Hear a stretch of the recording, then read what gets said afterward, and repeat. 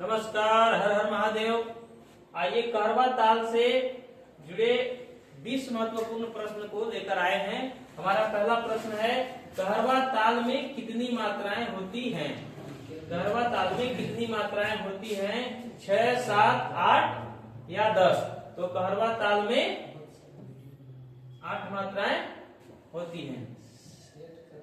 अगला प्रश्न है हमारा, कहरवा ताल के कितने विभाग होते हैं? जो हमारा कहरवा ताल है उसमें कितने विभाग होते हैं? तो उसमें 2 विभाग होते हैं। आगे देखेंगे, कहरवा ताल का विभाजन क्या है? उसका जो विभाजन है वो कितनी कितनी मात्राओं के अंतर में बटा है। तो 4, 4, 3, 3, 2, 2, 2, 2 या 5, 3। तो 4, 4 का विभाजन कहरवा ताल का होता है। अगला प्रश्न है हमारा, कहरवा ताल की पहली मात्रा को क्या कहते हैं? कहरवा ताल की पहली मात्रा को हम क्या कहते हैं? ताली, खाली, सम या खंड?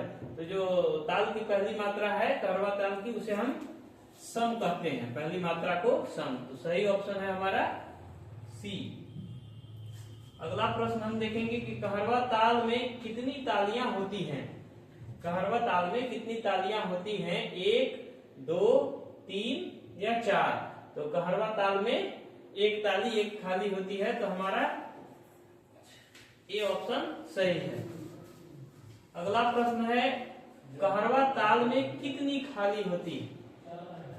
कहरवा ताल में कितनी खाली होती है? 0, 1, 2, 3।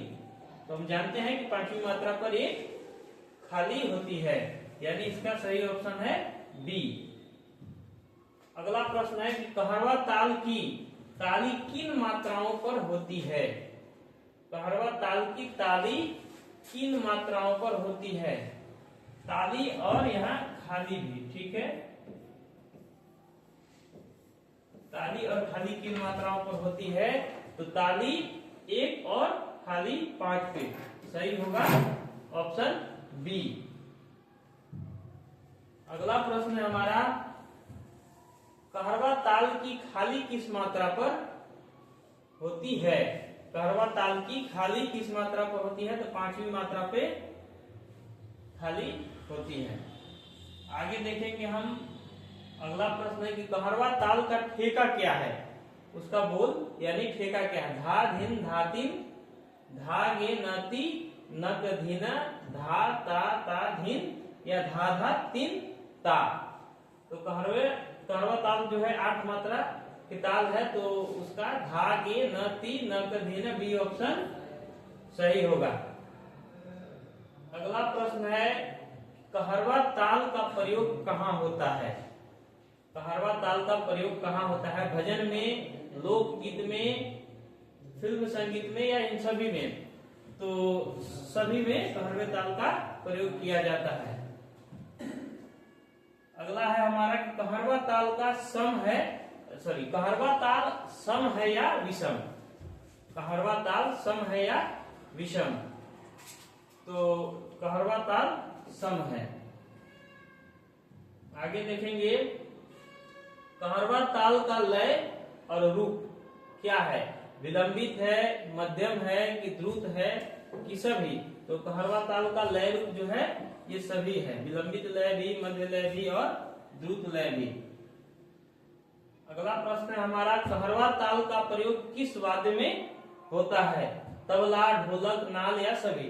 तो कहरवा ताल जो है इन सभी वाद्य यंत्रों पे बजाई जाती है।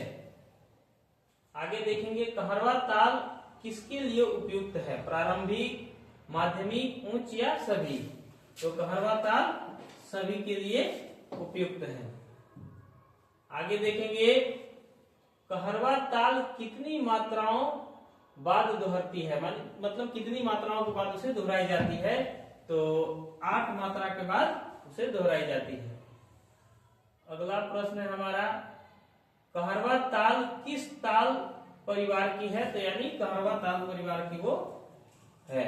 अगला प्रश्न है हमारा, कहरवा ताल का प्रयोग किस गायन में अधिक है?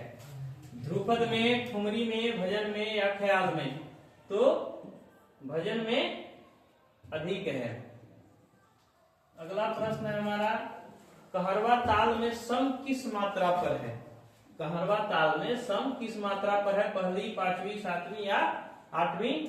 तो सम जो है पहली मात्रा पे है। अगला प्रश्न है हमारा, कहरवा ताल सीखने में सरल क्यों है? सीधा ठेका, कम मात्रा, लोकप्रिय या सभी? तो सीधा ठेका, कम मात्रा, लोकप्रिय, यानी इसका सही जवाब होगा सभी। ये अगला है, कहरवा ताल का प्रयोग शास्त्रीय के साथ किसमें होता है? तो लोक, फिल्म, भजन या सभी? तो इन सभी में इसका प्रयोग है। धन्यवाद।